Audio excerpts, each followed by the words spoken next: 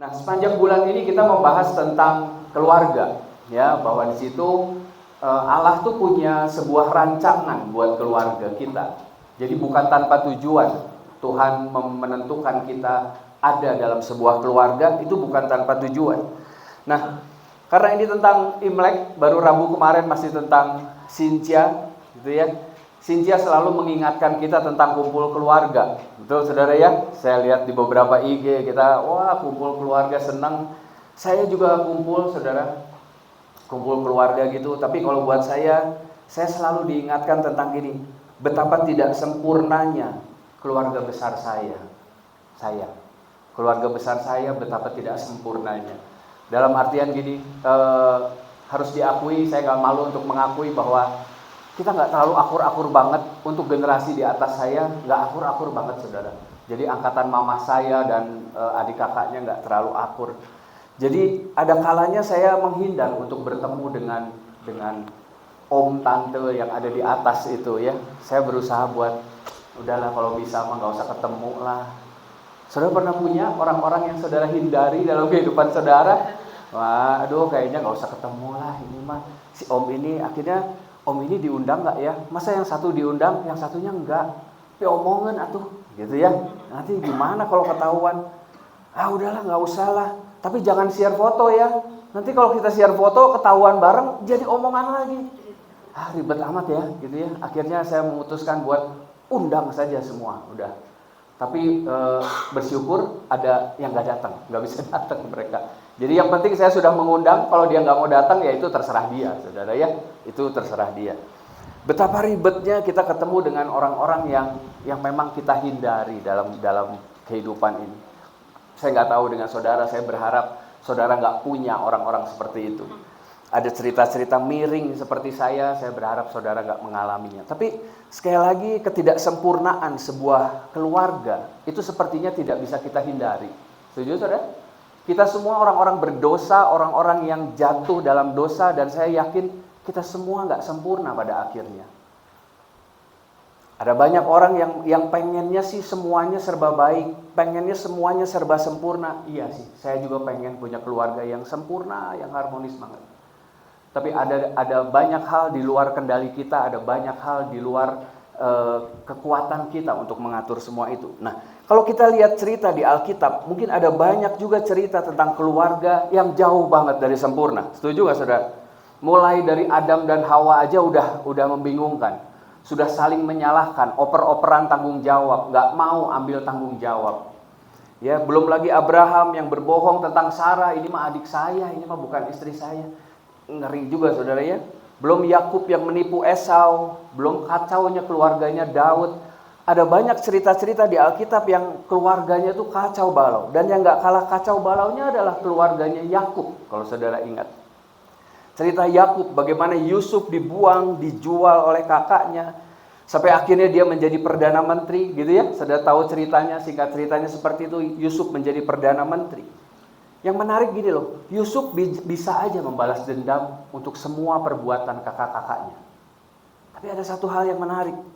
Tapi dia juga tidak datang menghampiri Yakub, padahal dia tahu di mana menemukan keluarganya. Keluarganya ada di Kanaan, mestinya bayangan saya ya, Yusuf itu seorang pejabat tinggi, nggak susah buat dia untuk menghampiri bapaknya. Tapi Yusuf juga nggak melakukan itu, saudara. Sepertinya gini, Yusuf juga menghindar orang-orang yang telah menyakiti dia. Yusuf juga sepertinya nanti dulu gitu ya. Dia nggak mau gitu. Yusuf puas dengan meninggalkan masa lalunya di belakang. Seperti saya juga, saya puas dengan gini artinya. Kalau bisa mah nggak usah ketemulah sama om itu. Kalau bisa mah nggak usah ketemu sama tante itu. Saya puas dengan kehidupan yang sembunyi ini, saya puas. Tapi padahal gini loh, Allah nggak pernah puas dengan keadaan seperti itu. Amin, saudara? Allah mengejar Yusuf untuk menemui Yakub. Bagaimana caranya? Allah atur segalanya. Makanya pemulihan adalah hal yang penting bagi Allah. Dan pemulihan hati seringkali melibatkan masa lalu. Setuju nggak, saudara? Pemulihan hati seringkali melibatkan masa lalu. Ada banyak cerita-cerita di belakang yang sepertinya dibongkar keluar supaya kita bisa pulih. Waktu saya baca cerita ini, Seringkali keputusan saya mirip-mirip. Yusuf juga seringkali menghindar. Saya bahagia meninggalkan drama keluarga yang gak beres-beres sampai sekarang. Saya pengennya geus lah lieur gitu ya. Saudara pernah ngalamin dia gitu gak? Udahlah, saya gak akan ikut-ikutan lagi, sok aja. Seringkali kita sembunyi.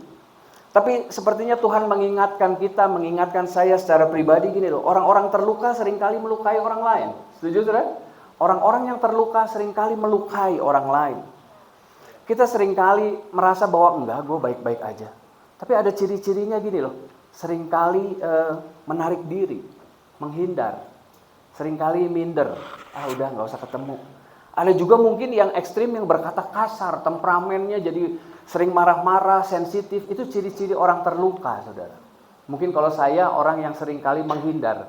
Gak mau. Yusuf melakukan hal itu. Dia gak mau. Makanya ada banyak masalah dalam keluarga yang hari-hari ini kita jumpai. Luka di keluarga sebelumnya dibawa masuk ke dalam pernikahan selanjutnya. Saudara pernah ketemu orang-orang seperti itu? Kita orang-orang yang di konseling pasti sering ketemu yang jenis-jenis itu. Ada banyak luka di masa lalunya yang terbawa masuk ke pernikahan selanjutnya. Gak heran mereka jadi bermasalah dalam pernikahannya, dalam keluarganya. Nah, Yusuf berusaha untuk pulih. Saya tahu Yusuf berusaha untuk pulih. Makanya kenapa saya bisa tahu ada satu ayat, ini ceritanya. Sebelum datang tahun kelaparan itu, lahirlah bagi Yusuf 2 orang anak laki-laki yang dilahirkan oleh Asnat, anak Potifera, imam di On. Yusuf memberi nama siapa saudara? Manasye kepada anak sulungnya itu. Sebab katanya, Allah telah membuat aku lupa sama sekali kepada kesukaranku dan kepada rumah bapakku. Artinya gini saudara, Yusuf mau memutuskan buat, enggak lah, udahlah gue lupain semuanya. Rumah bapakku, semua kesakitan hatinya, semua terjadinya itu, dia pengen lupain semuanya. Menamakan anak bukan sebuah masalah yang sederhana, betul nggak saudara? Belum lagi ini anaknya yang kedua. Dan kepada anaknya yang kedua diberi namanya Efraim.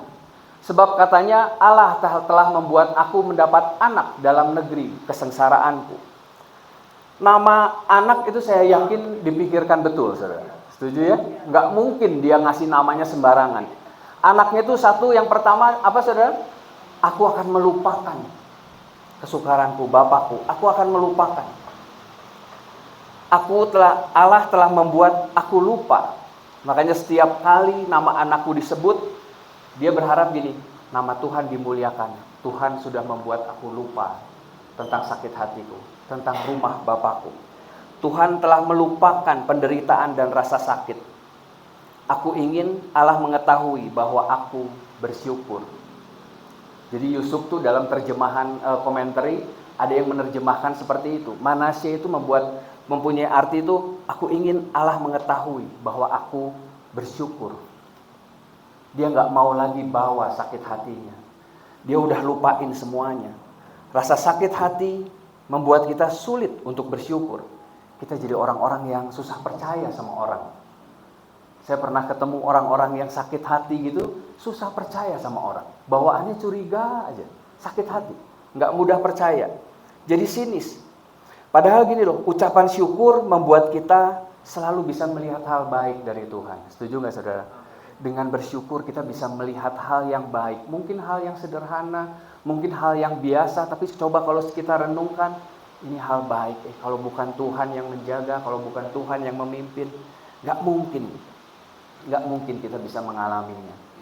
Makanya Paulus mengingatkan, ucaplah syukur senantiasa atas segala sesuatu dalam nama Tuhan kita Yesus Kristus kepada Allah dan Bapa kita. Ucapan syukur menjadi sesuatu yang penting. Ucapan syukur menjadi sesuatu yang harusnya natural kita kerjakan. Karena kita sadar bahwa Tuhan pelihara kita loh. Tuhan menjagai kita loh. Kita tahu keluarga kita gak sempurna. Amin saudara? Amin. Kita tahu kita berhadapan dengan orang-orang yang gak sempurna. Tapi saya berharap Manasye, kita bisa membuat keputusan bahwa sakit hati yang berubah menjadi ucapan syukur. Amin saudara? Aku telah melupakan. Ini mumpung Sinja, mumpung tahun baru, kita tinggalkan tahun 2024. Amin. Mungkin ada banyak kekacauan di sana, ada banyak sakit hati di sana, tapi saya berharap kita bisa melupakan. Udahlah, yuk kita ucapkan syukur, yuk kita mulai lagi berjalan bersama dengan Tuhan. Dan kalau saudara ingat anaknya yang kedua namanya Efraim. Artinya Allah membuat aku mendapat anak dalam negeri kesengsaraanku. Dalam terjemahan lain diterangkan begini, di negeri penderitaan Allah sudah membuat aku berhasil. Berhasil bukan karena mendapatkan anak saja, tapi Yusuf berhasil menang atas dirinya sendiri karena tidak membalas. Wow, keren ya saudara ya. Nama anak itu ada artinya saudara. Selain melupakan, dia menang untuk tidak membalas. Dia menang untuk bisa selesai dalam dirinya sendiri. Kadang kita kan gitu ya, melupakan, tapi begitu ketemu orangnya lagi, kita sepertinya pengen membalas. Betul saudara? Kita sepertinya masih kesal, masih pengen balas. Tapi dari cerita Yusuf ini saya berharap kita bisa belajar sesuatu. Buatlah ketetapan, ini berakhir di saya. Waktu saya nyiapin bahan ini, saya cuma ingat bahwa mungkin kekacauannya gak berhenti. Atas saya masih kacau balau. Angkatan saya juga masih banyak yang gak nanya ini itu. Tapi saya mau bilang, di rumah saya mau ambil keputusan. Ini semua berakhir di saya. Saya gak mau membangun sesuatu yang buruk di bawah saya. Ada banyak orang, ada banyak hal yang gak bisa kita kendalikan. Orang lain gak bisa kendalikan, gak bisa kita atur. Tapi keluarga saya bisa atur. Saya bisa mulai menata. Saya berharap keputusan ini berakhir di saya. Memang ada cerita menyakitkan, ada banyak kekecewaan di masa lalu. Tapi saya cuma berpikir gini, semuanya tidak perlu saya bawa untuk masa depan. Semuanya gak perlu saya bawa lagi, saya mau meninggalkannya. Sampah turun-temurun bisa berhenti sekarang. Amin saudara? Saya mewakili banyak sampah dari generasi di atas saya. Tapi saya memutuskan, saya gak mau lagi bawa sampah untuk generasi saya berikutnya. Sampah itu berhenti sekarang. Saya ada mendampingi orang yang sampai hari ini papahnya tuh galak banget gitu saudara ya. Baru minggu kemarin tuh cerita, papahnya galak banget, keras banget. Jadi sama anak juga keras saudara. Bahwa semuanya diatur, betul-betul diatur. Dan papahnya itu umur 80 lebih gitu, saudara bisa bayangin. Saya cuma kasih tahu sama anaknya, kita gak bisa rubah orang tua kita. Kita gak bisa untuk berharap dia seperti gimana, gak bisa. Hormati aja, ikutin aja. Iya tapi kok keras pisan ini. Semuanya diukur sama uang. Semuanya diukur sama uang. Kalau anaknya, mantunya ada uangnya banyak, baru papahnya baik. Wah kacau banget. Tapi saya cuma mau bilang gini loh. Kita gak bisa atur orang tua kita. Setuju saudara? Ada banyak hal yang gak bisa kita atur. Ada banyak hal yang gak bisa kita kendalikan dalam kehidupan kita. Yang saya tahu gini. Anda tidak harus memberikan kepada anak Anda apa yang diberikan oleh leluhur Anda. Setuju saudara? Anda tidak perlu memberikan apa yang diberikan leluhur Anda kepada anak Anda. Cukup berhenti di saya saja. Ada banyak hal buruk yang diwariskan oleh orang tua kita. Kita tahu mereka semua orang-orang keras, orang-orang yang datang dari Cumpo katanya gitu ya. Naik kapal berbulan-bulan untuk bisa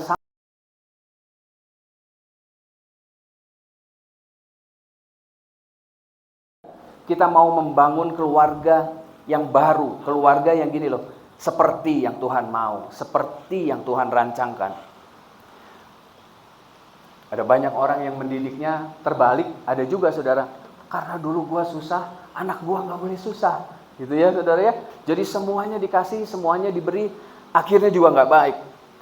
Ini Pastor Andi ada sharing ini di PVJ, saudara bisa lihat nanti YouTube-nya. Kasih tanpa kebenaran menghasilkan kebodohan. Kebenaran tanpa kasih menjadi kekerasan. Ya, ini Pastor Andi yang bawain di PVJ. Saya berharap nanti kita bisa sharing juga di home, kita bisa sama-sama sharingkan ini. Saya berharap kasih dan disiplin menjadi seimbang. Amin, saudara. Mendidik anak, kasih dan disiplin menjadi harus seimbang. Dan yang kedua yang saya bahas dari cerita Yusuf, keluarga adalah tempat meneruskan nilai-nilai kerajaan Allah.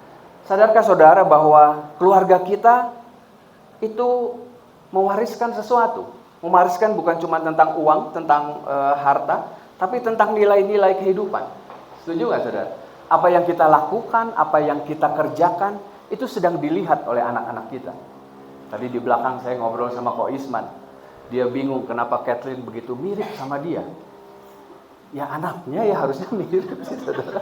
Saya juga bingung. Tapi Ko Isman begitu, ini anak kok mirip banget sama gua ya Sur. Saya cuma bilang, ya itulah warisan buat saya. Itulah warisan.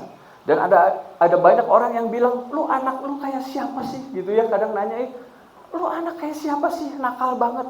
Ya nggak kayak siapa-siapa. Pasti kalau nggak kayak mamanya, kayak papahnya. Setuju nggak saudara? Nggak usah nanya ini anak kayak siapa. Kehidupan kita sedang menurunkan warisan. Kehidupan kita sedang menularkan sesuatu. Sedang memberikan nilai-nilai. Kita diingatkan bahwa apa yang kita lakukan, baik buruk akan selalu diingat oleh orang-orang sekitar kita. Setuju saudara? Apa yang kita kerjakan, apa yang kita turunkan, itu akan selalu dilihat oleh anak-anak kita, oleh orang-orang sekitar kita. Makanya rumah selalu bicara tentang mewariskan sesuatu. Makanya pemuritan itu harus dimulai dari rumah. Apa yang mau kita bicarakan, apa yang mau kita bagikan, apa yang mau kita ajarkan, atau mungkin kita nggak mengajarkan apapun buat anak-anak kita.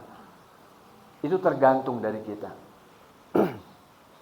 Hosea 4 ayatnya yang ke-6, ayat yang sering banget dibahas. Umatku binasa karena tidak mengenal Allah. Karena engkaulah yang menolak pengenalan itu, maka aku menolak engkau menjadi imamku. Dan karena engkau melupakan pengajaran Allahmu, maka aku juga akan melupakan anak-anakmu. Kenapa Allah bisa melupakan anak-anak kita? Karena kita nggak pernah memperkenalkan Allah sama mereka. Nggak heran anak-anak kita nggak pernah kenal Allah pada akhirnya. Nggak heran anak-anak kita nggak pernah tahu bagaimana menyembah Tuhan, bagaimana mempunyai nilai-nilai kerajaan Allah. Waktu kita sebagai orang tua, kita nggak punya pengenalan yang benar tentang firman Tuhan, terus apa yang mau dibagikan? Kita nggak bisa bagiin apa-apa, saudara. Maka penting sekali untuk yuk sama-sama belajar, sama-sama mengenal apa sih sebenarnya rencana Tuhan untuk keluarga saya, untuk kehidupan saya. Rumah menjadi tempat yang paling baik untuk memperkenalkan Tuhan dan mengajarkan nilai-nilai hidup yang sesuai dengan firman Tuhan. Bukan sekolah minggu, saudara, sekali lagi. Kesian LSC, kesian Kowancing dan teman-temannya gitu ya. Bahwa gini loh, sekolah minggu hanya membantu saja. Mungkin sekolah juga hanya membantu saja, tapi yang terutama pemuritan itu harusnya terjadi di dalam rumah. Kemarin lihat di YouTube, di TikTok saya lihat ada guru yang dipukulin sama muridnya. Saudara tahu itu? Anak SMA mukulin gurunya. Wah, sadis banget itu. Dipukulin bertiga gitu. Terus lucunya netizen pada bilang, oh ini sekolahannya nggak bener. Oh ini sekolah gara-gara PMP katanya, pendidikan moral Pancasilanya dicabut. Jadi anak-anaknya liar katanya. Tapi ada juga netizen yang di bawah dia bilang, itu harusnya rumah yang mendidik anak-anak itu. Sekolahan berapa jam sih untuk mendidik anak? Tapi rumah seharusnya itulah tempat yang harus terjadi apa yang namanya pemuritan. Setuju saudara? Rumah harus menjadi tempat di mana kita belajar nilai-nilai kerajaan Allah. Makanya ini pertanyaan buat kita semua. Apa yang sedang kita bangun dalam keluarga kita? Apakah kata-kata kasar, kata-kata menghina, merendahkan, semua kata-kata negatif? Atau kita sedang mempraktekkan firman Tuhan, kita sedang mengajarkan firman Tuhan. Apa yang sedang kita bangun? Apa yang sedang kita ajarkan buat anak-anak kita? Kita sama-sama sadar bahwa sekali lagi tidak ada keluarga yang sempurna. Amin, saudara? Semua ada sisi baik, semua ada sisi buruk, tapi saya berharap gini loh, apa yang kita lakukan biarlah Allah yang menyempurnakan. Ada kasih karunia yang menyempurnakan, tapi bagian kita harus kita lakukan juga, saudara. Betul ya? Bukannya kita nggak melakukan terus kita percaya, itu kan kasih karunia. Nggak gitu, saudara. Ada bagian kita dan biarlah Allah yang menyempurnakan semuanya. Dan saya cuma percaya gini, kita semua punya kesempatan untuk memperbaiki yang salah. Amin, saudara? Perubahan dalam keluarga kita tidak dimulai dengan mengkritik, menuntut, dan menyalahkan. Tapi perubahan dalam keluarga kita dimulai ketika kita mempraktekkan kasih untuk orang-orang yang kita cintai. Praktekkan kasih. Kalau kita nggak ada waktu, ya gimana? Anak-anak kita mungkin nggak merasakan bahwa dia dikasihi. Pasangan kita mungkin nggak merasakan bahwa dia dikasihi. Ambil waktu, Ambil waktu untuk mempraktekkan kasih. Kalau kita kembali ke cerita Yakub dan Yusuf, keluarganya penuh kekurangan, penuh kekacauan. Tapi gini loh, rencana Allah tetap terjadi dalam kehidupan Yusuf.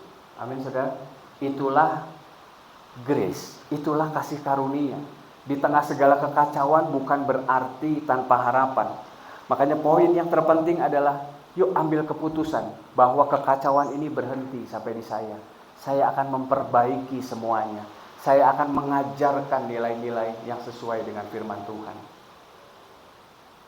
Rencana Tuhan gak pernah gagal dalam kehidupan keluarga kita. Amin, saudara.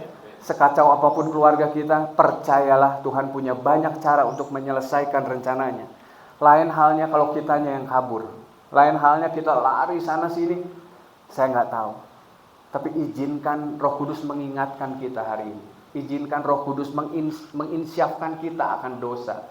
Mungkin ada banyak kesalahan, mungkin ada banyak kekacauan. Iya. Tapi izinkan Tuhan memperbaiki dan kita mau diperbaiki sama Tuhan. Amin, saudara. Begitu pula dengan keluarga kita. Keluarga Yakub, Yusuf bisa dipakai Tuhan begitu rupa. Keluarga kita pun akan mengalami hal yang sama. Amin, saudara. Amin. Saya berharap kita belajar sesuatu hari ini. Ini perenungannya. Keluarga adalah tempat menyatakan kasih Allah. Waktu keluarga tidak lagi saling mengasihi, maka biasanya kita sedang mengasihi diri sendiri. Ya, saudara. Kegagalan pernikahan dimulai dengan fokus pada diri sendiri. Karena gini, ketika kita fokus pada diri sendiri, kehidupan kita akan selalu menuntut orang lain untuk memuaskan keinginan kita. Kita pengennya diterima apa adanya, tapi kita nggak pernah mau berubah. Ada banyak kasus, ada banyak problem dalam keluarga seperti itu. Oh, lu harus terima dong kekurangan saya. Iya, harus diterima setiap kekurangan. Tapi masalahnya gini, lu berubah nggak? Ada banyak orang yang memaksakan, oh sepertinya harus diterima, tapi nggak mau mengalami perubahan dalam hidupnya. Keluarga adalah tempat menyatakan kasih Allah. Waktu keluarga tidak saling mengasihi, maka biasanya kita sedang mengasihi diri sendiri. Coba dicek. Fokus kita berubah. Ya. Di PVJ, Pastor Andi membahas juga tentang pernikahan. Pernikahan akan gagal waktu fokusnya hanya pada diri sendiri. Waktu kita berhenti menjadikan Yesus Allah sebagai pusat dalam keluarga kita. Ini Pastor Andi juga bahas di PVJ. Dan ini yang terakhir, perubahan dalam keluarga kita tidak dimulai dengan mengkritik, menuntut, atau menyalahkan. Tapi apa, saudara? Perubahan dalam keluarga selalu dimulai saat kita mempraktekkan kasih. Jangan berhenti mempraktekkan kasih. Jangan bosan untuk mempraktekkan kasih. Mungkin perubahannya nggak seperti yang kita mau. Mungkin anak kita tetap aja nyebelin. Mungkin orang tua kita tetap aja nggak berubah. Pesan saya, ayo lakukan bagian kita. Jangan berhenti untuk mempraktekkan kasih. Amin, saudara. Kita dipanggil untuk jadi terang. Kita dipanggil untuk masuk dalam rencana Allah. Semuanya itu menjadi janjinya Tuhan. Izinkan Tuhan memakai kehidupan kita lewat keluarga kita. Amin, saudara. Tuhan Yesus memberkati.